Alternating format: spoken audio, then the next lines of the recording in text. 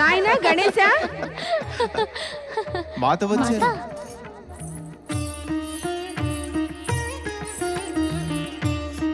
ప్రణామం మాత.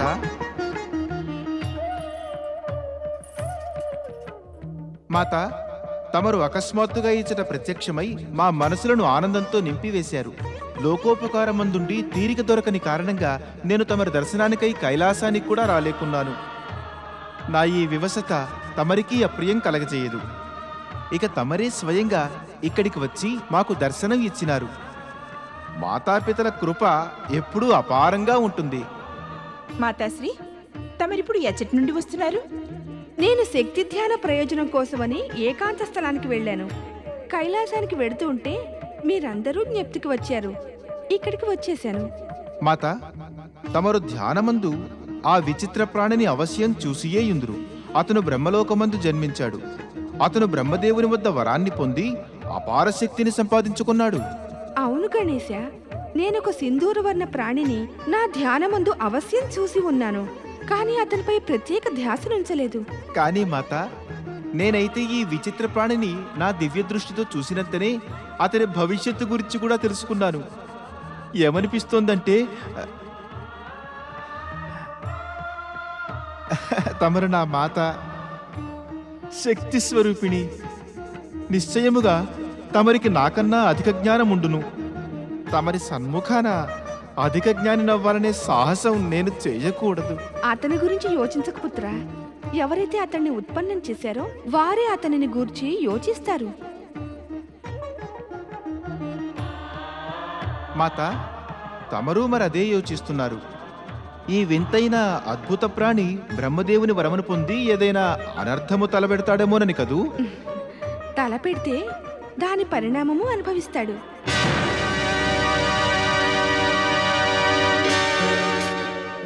మిత్రమా నారద, బ్రహ్మలోకానికి వెళ్ళినా కూడా నా ఇచ్చ పరిపూర్తి కాలేదు. పరమపిత బ్రహ్మదేవుల ఆశీర్వాదాన్ని పొందలేకపోయాను. అరే, ఆశీర్వాదం లభించకుంటే ఏమి? నీవు బ్రహ్మలోకమునందు ప్రవేశించే అధికారాన్ని పొందగలిగావు. ఆ పరమశివశంకరులు పరమపిత బ్రహ్మదేవులను జాగృతుల్ని కూడా చేసేశారు. ఇక ఇప్పుడు నీవు పరమపిత బ్రహ్మదేవుల వద్దకు వెళ్ళి ఎప్పుడైనా ఆశీర్వాదాన్ని పొందవచ్చును. అరే, ఈ విచిత్ర ప్రాణి ఎవరు? నేను బ్రహ్మదేవుల పుత్రుణ్ణి, సింధూరుణ్ణి. ఆయన నాకు సర్వోత్తమ శక్తిని వరంగా ఇచ్చారు. నేను మహాబాహుబలుణ్ణి. మేము నిన్నెప్పుడు బ్రహ్మలోకమందు చూడనైనా లేదు.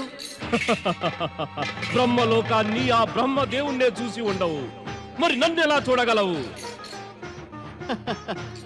అంటే నీవు ఉద్భవించినది ఆ బ్రహ్మదేవులు మేల్కొన్న పిదప అన్నమాట. అర్థాన్ని తెలుసుకోవాలని ప్రయత్నం చేసేవారు బుద్ధిమంతులవుతారు. నాకు నీవు బుద్ధి గలవానిగా అగుపిస్తున్నావు, ఎందుకంటే నీవు నిజం చెప్పావు. నేను సింధూరుణ్ణి, సింధూరుణ్ణి. ఈయన దేవర్షి నారదుడు, బ్రహ్మదేవుల మానసపుత్రుడు. బ్రహ్మదేవుల మానసపుత్రుడా? అంటే నాకు భ్రాతవే అయితే మంచి చెయ్యి నాకు. ఇక ఇది చెప్పు, బ్రహ్మదేవులు నాకు ఇచ్చిన వరం యొక్క ప్రభావాన్ని పరీక్షించటం నేనెలా చేయాలి? అందుకు ప్రమాణం ఎటువ పొందగలను చెప్పు. అట్టి యోచనే మనమునందు రానియకు సింధూరా. పరమపిత బ్రహ్మదేవులు ఎప్పుడూ ఎవరికి అసత్య వరాలనియ్యరు. మరి ఆయన వరాలను పరీక్షించడం లేదా అందులోని నిజాలకి ప్రమాణం పరికించవలసిన ఆవశ్యకత ఏమున్నది? ఆయన వరాల వల్ల దైత్యులు స్వర్గలోకంపైనే అధికారాన్ని పొందారు. పృథ్వీ పాతాళాలు వారి వశమయ్యాయి. నీవు ఆయన వరాలను శంకిస్తే ఆ వరాలిక వ్యర్థమే. కాదు కాదు కాదు కాదు, నేను ఆయన వరాలనేమి శంకించడం లేదు. నేను కేవలం పరీక్ష చేద్దామనుకుంటున్నాను. నా శక్తి యొక్క పరీక్ష. శక్తిని పరీక్షించడం అందరూ చేసెదరు, మరి నేనెందుకు చేయరాదు? ఎటులో చేసేదవు వరం వల్ల పొందిన శక్తి పరీక్ష? బ్రహ్మదేవులు అన్నారు, నేనెవరినైనా నా బాహుల్లో బంధించి వేస్తే వారు చూర్ణమైపోతారని. అందుచేత వెతుకుతూ ఉన్నాను ఆ ప్రాణి కోసం, ఎవరిని నా బాహుల్లో బంధించాలా అని. నారాయణ నారాయణ, మరైతే పరమపిత బ్రహ్మదేవులు నీతో అననే లేదు కదా? నీవు నీ బాహువుల్లోకి నారదున్నే తీసుకుని చూర్ణం చేయమని నిన్నే విను. ముందుకు రాకు. పర్వతా నీవు అదృశ్యమైపో. సింధూరుడిలో అసుర ప్రవృత్తి జాగృతమైంది.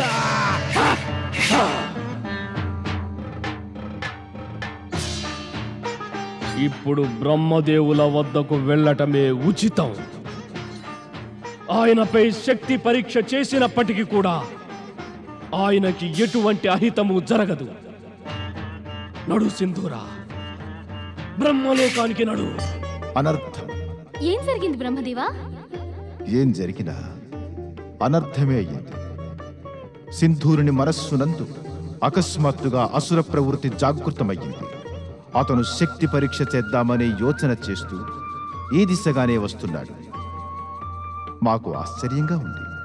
మా ఆవలింత నుండి ఉత్పన్నుడైన సింధూరునిలో అసుర ప్రవృత్తి ఎటుల కలిగినతో. నేను తమరిని ముందుగానే సావధానపరిచాను, కానీ తమరు నా మాటని వింటే కదా. సింధూరుడిప్పుడు సింధురాసురునిగా మారిపోయాడు.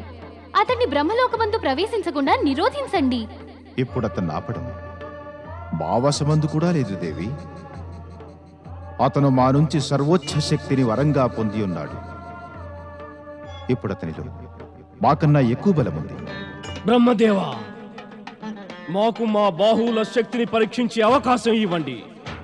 తమరు సృష్టికే జనకులు. మా బాహుల లోపల నలిగిన పునర్జీవితులవగలరు. చూర్ణమై కూడా మరలా తయారవగలరు. బ్రహ్మదేవా, అదృశ్యులై త్వరగా వైకుంఠం వెళ్ళండి.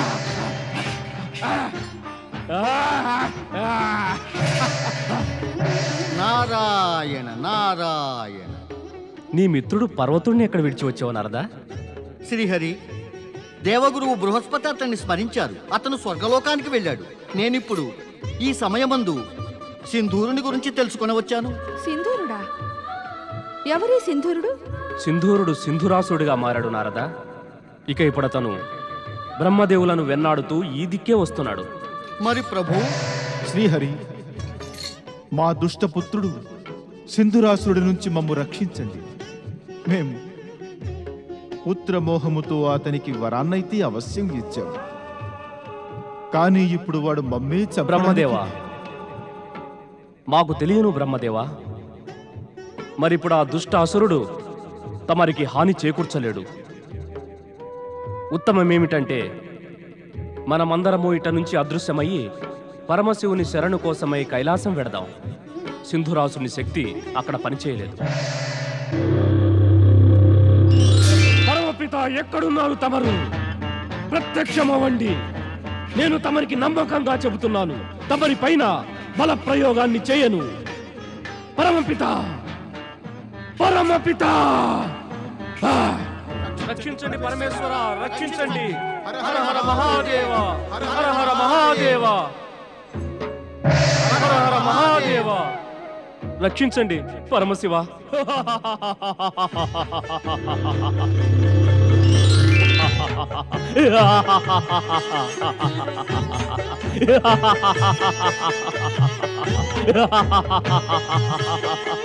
బ్రహ్మదేవులు మా పితరులు.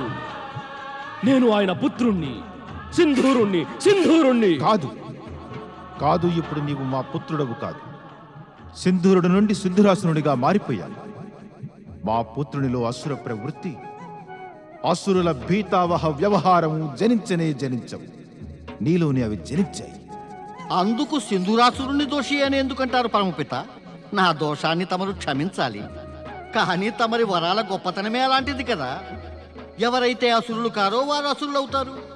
ఇక అసురులైన వారైతే మహాసురులుగా మారతారు. నారాయణ నారాయణ.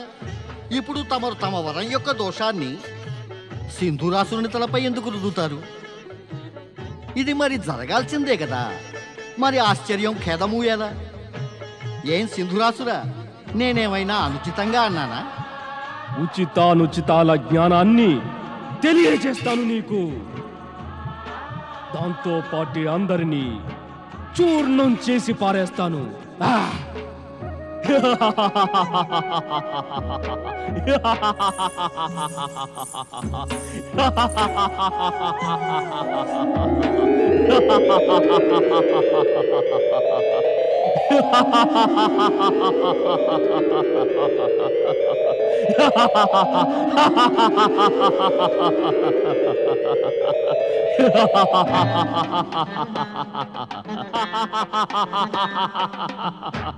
నేను సింధురాసురుణ్ణి. నేను వరం రూపంలో సర్వోచ్చ శక్తిని పొంది ఉన్నాను. నేను మీ అందరినీ నా విశాల బాహువుల్లో బంధించి పిండి చేసేస్తాను.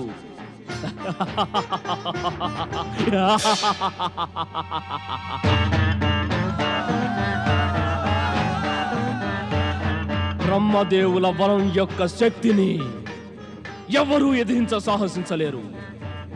నేను నేడు నా ఈ బలాఢ్య బాహువులతో మీ అందరినీ చూర్ణం చేసేస్తాను. నారాయణ నారాయణ, మమ్మల్ని అందరినీ చూర్ణం చేసే ముందు సుదూర సత్యాన్ని మరింత చేరువలో చూడు అసురరాజా. ఏమిటి? ఏమన్నావు నీవు? నేను అన్నది నువ్వు ఈ జగత్తులోనే సర్వాధికమైన భాగ్యశాలి అసురుడివి అని. ఒకేసారి త్రిమూర్తులన్నీ హృదయానికి హత్తుకుంటూ ఉన్నావు. నీకు హితం నారాయణ నారాయణ అవశ్యం కలుగుతుంది. ఒరి మూర్ఖ, మేము మా యొక్క త్రినేత్రంతో కామదేవుని భస్మం చేసి వేశాము. దానితోనే నిన్ను భస్మం చేసేస్తాము. తొలగించు నీ బాహువుల్ని. తమరలా చేయలేరు మహాదేవా. ఎందుకంటే నేను నా బాహువులలో ఈ విధంగా మీ అందరినీ నలు దిశలా బంధించి ఉంచుతాను. ఇక తమరు నన్ను భస్మం చేస్తే నాతో పాటు మీ అందరూ భస్మం అయిపోతారు మహాదేవా.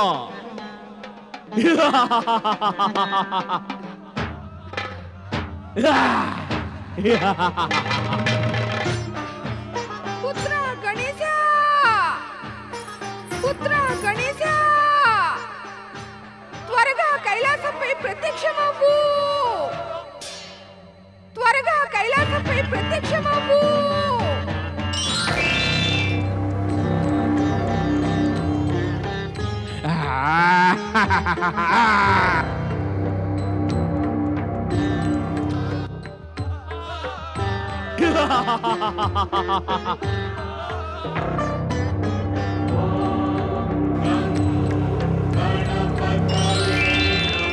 ఓం నమః శివాయ. పుత్ర గణేశ, మాము ఈ దుష్టుని బాహుపాసం నుండి విముక్తుల్ని చెయ్యి.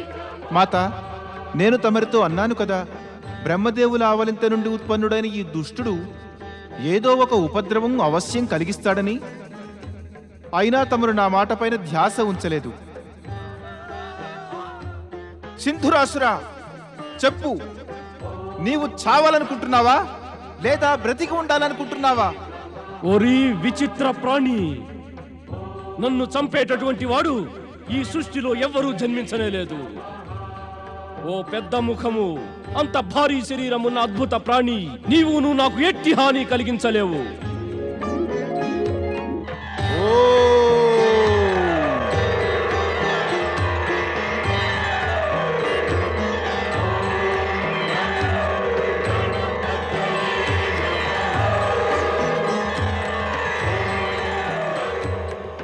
సింధురాసురా, నేను నీకు అంతిమ హెచ్చరికనిస్తున్నాను. ఈ పూజ్య దేవదేవీ మణులను ఆదరపూర్వకంగా విడచి వారి క్షమనర్థించు. లేదంటే నేను నీకు ఎలాంటి దుర్దశని కలిగిస్తానంటే అది ఊహించడం స్వయంగా నీ వరదాత అయిన బ్రహ్మదేవులకే సాధ్యం కాదు. నీవు బ్రహ్మదేవుల వరప్రసాదిని సంహరించలేవు విచిత్ర ప్రాణి. ఎందుకంటే బ్రహ్మదేవులు నా మృత్యువు విషయమై ఏమీ చెప్పనే లేదు.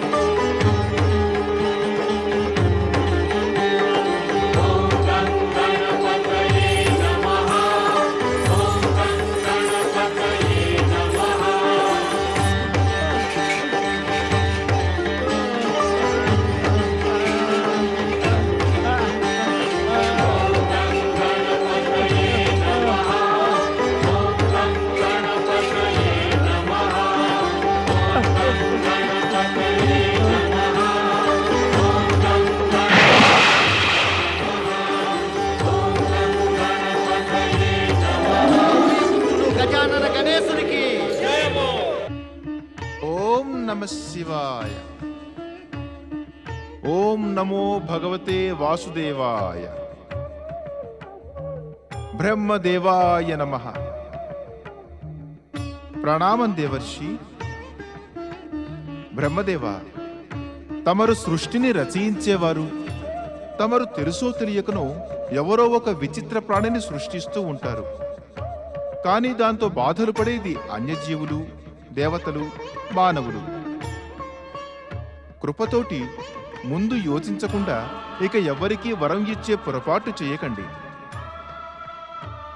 సమయానికి పార్వతీమాత నన్ను పిలిచి ఉండకుంటే ఆ దుష్టుడు ఎట్టి అనర్థం చేసి ఉండేవాడో ఏమో. పరమశివులైతే బ్రహ్మదేవుల వరానికి ప్రాముఖ్యం ఇవ్వటానికి కావాలన్నా ఏమీ చేయలేకపోయేవాడు.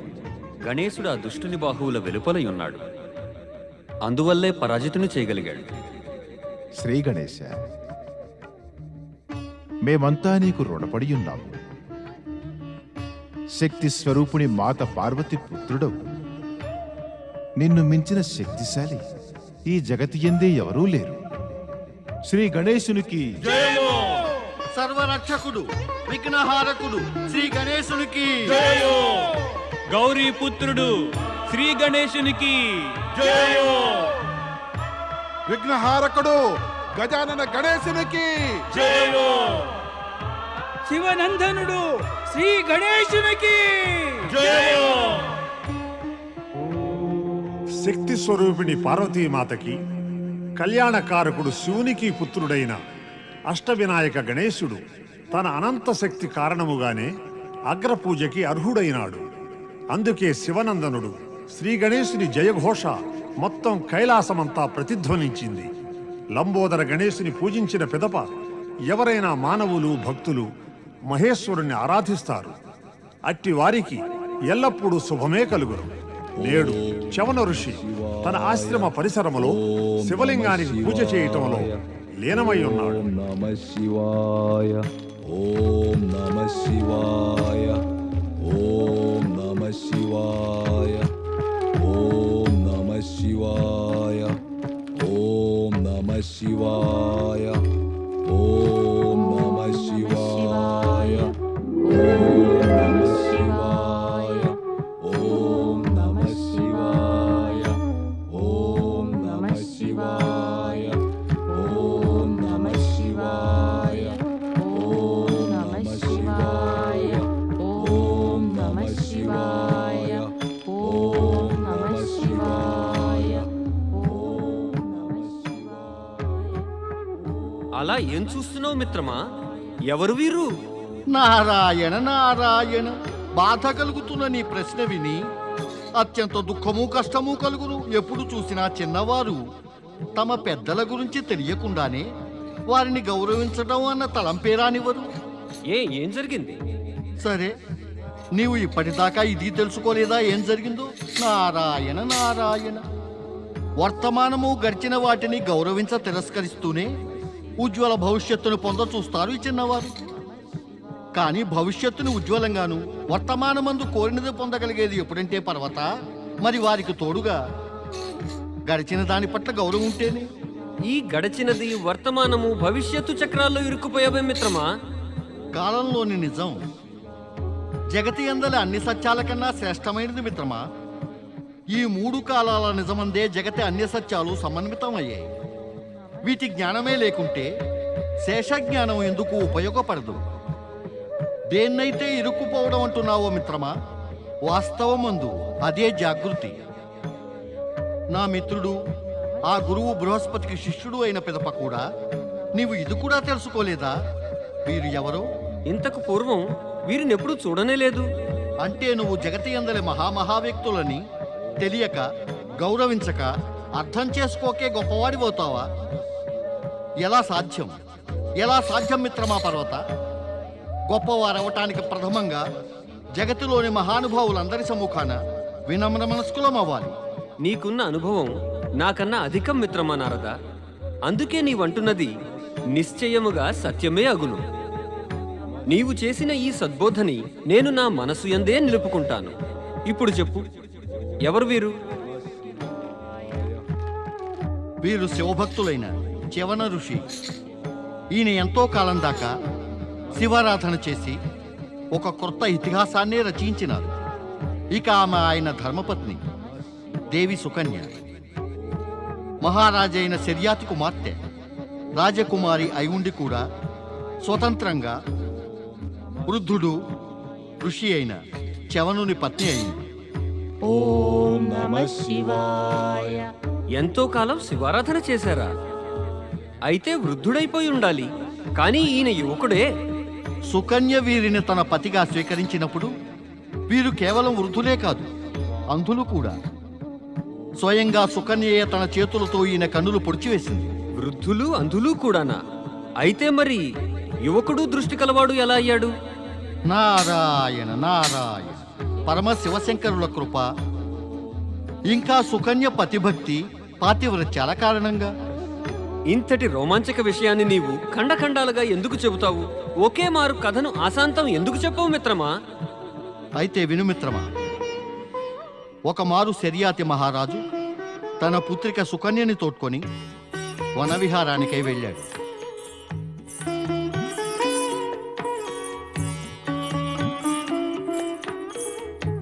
రాజకుమారి సుకన్య, అవేమిటో చూడు.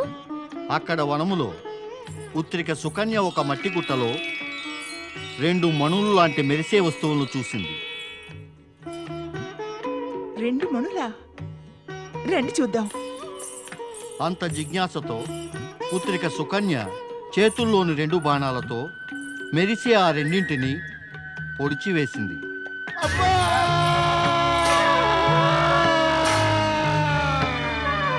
ఎవరు పొడి చేశారు నా కళ్ళని?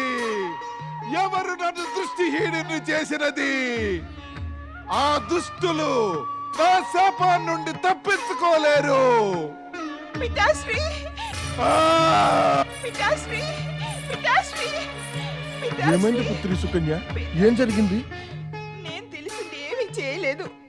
నేను అనుకున్నాను 2 మణులు మెరుస్తున్నాయని, కానీ అవి ఎవరో ఋషి కన్నులు. నన్ను క్షమించండి పితాశ్రీ, నన్ను క్షమించండి. పుత్రి, నీ ఘోర అపరాధం చ్యవన ఋషులే క్షమించగలరు. నడు, వారినే శరణు కోరుదాం. నడు. శర్యాతి రాజా, అపరాధం తెలిసి చేసినా లేక తెలియక చేసినా నేను అకారణంగానే అనుభవిస్తున్నాను. క్షమించమని అడిగినంతనే పోయిన నా నేత్రాల జ్యోతి తిరిగి వస్తుందా? ఇక నా బాధ శాంతిస్తుందా? ఇక నేను జీవితం అంతా నేత్రహీనుడిగానే గడపాల్సి ఉంది. లేదు ఋషివరా, ఇప్పుడు తమరు జ్యోతిహీనులుగా గడపనవసరం లేదు. తెలియక చేసిన నా ఈ అపరాధానికి ఇప్పుడు నేను ప్రాయశ్చిత్తం చేసుకుంటాను, తమరి నేత్రాల జ్యోతిగా మారి. అవును ఋషివరా, నేను తమరి చరణదాసిగా మారి జీవితమంతా తమరి సేవలో గడుపుతాను. పితాశ్రీ, నేను మహర్షి చ్యవనులకి ధర్మపత్నినయ్యి నా అపరాధానికి ప్రాయశ్చిత్తం చేసుకోవాలనుకుంటున్నాను. నాకు అనుజ్ఞనీయండి.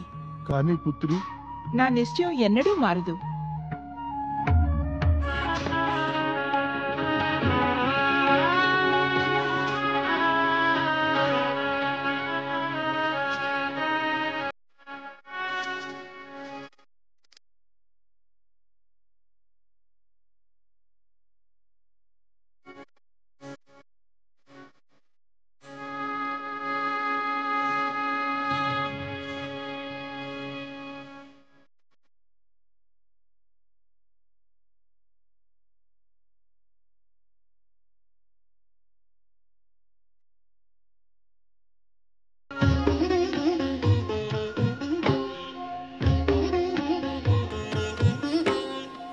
మేము నీకోసమే ప్రతీక్షిస్తున్నాము సుకన్య.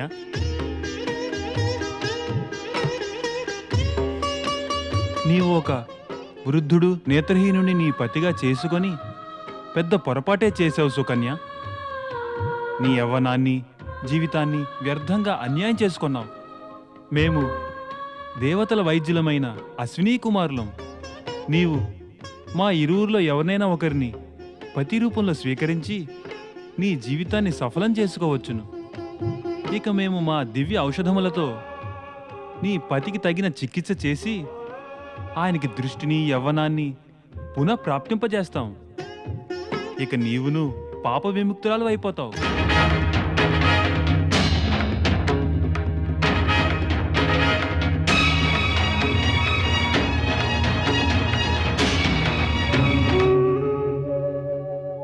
పూజ్య అశ్విని కుమారులారా, తమరిద్దరూ నాకు పూజ్యులు.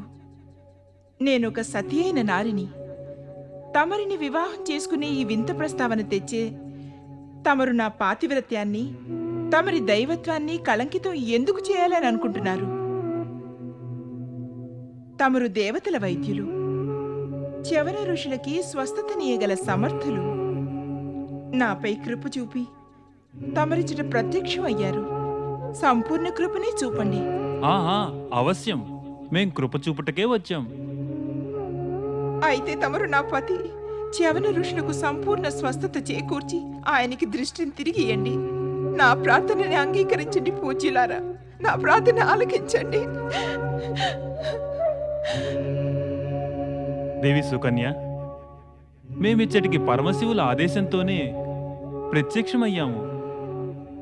మేమిరువురం నీ పాతివృత్యాన్ని నిష్టని పరీక్షిస్తున్నాము. నీవు మమ్మల్ని తీసుకువెళ్ళు నీ పతి అయిన చవన ఋషి వద్దకు. విచ్చేయండి దేవులారా, విచ్చేయండి.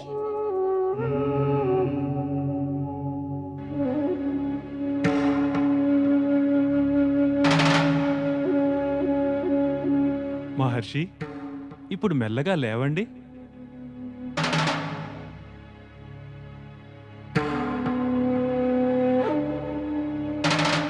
నెమ్మదిగా మీ కళ్ళపైన దాన్ని తొలగించండి.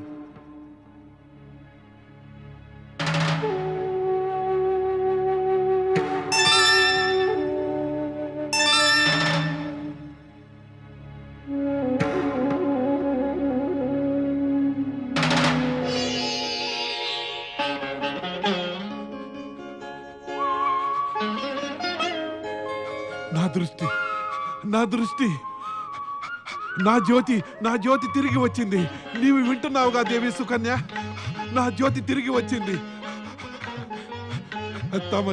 తమరు నన్ను ధన్యుని చేశారు అశ్విని కుమారులారా. తమరు నిజంగా నాకు మహోపకారాన్నే చేశారు.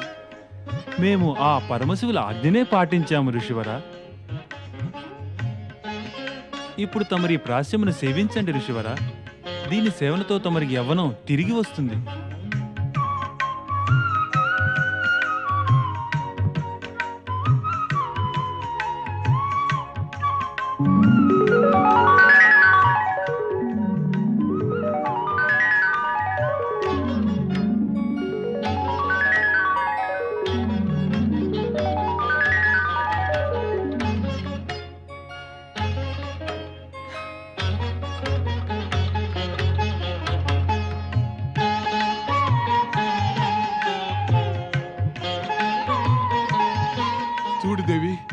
చూడు దేవి సుకన్య, చూడు, నేను మళ్ళీ యువకుడినయ్యాను.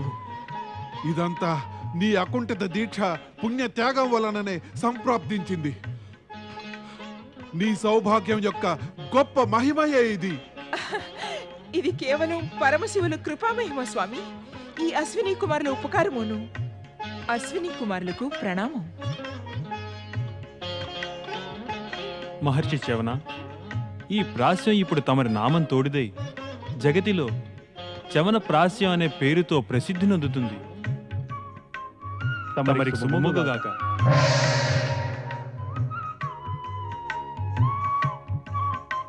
స్వామి,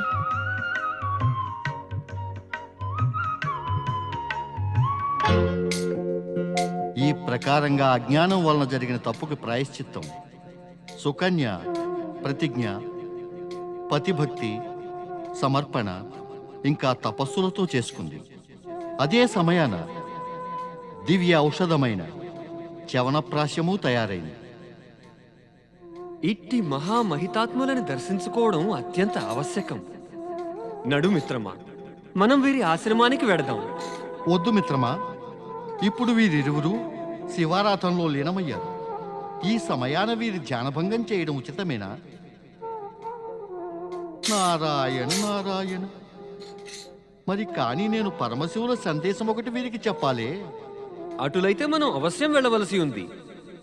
శివారాధన పూర్తి అయ్యేదాకా ఆశ్రమం ముందు కూర్చుని మనం ప్రతీక్షిద్దాం.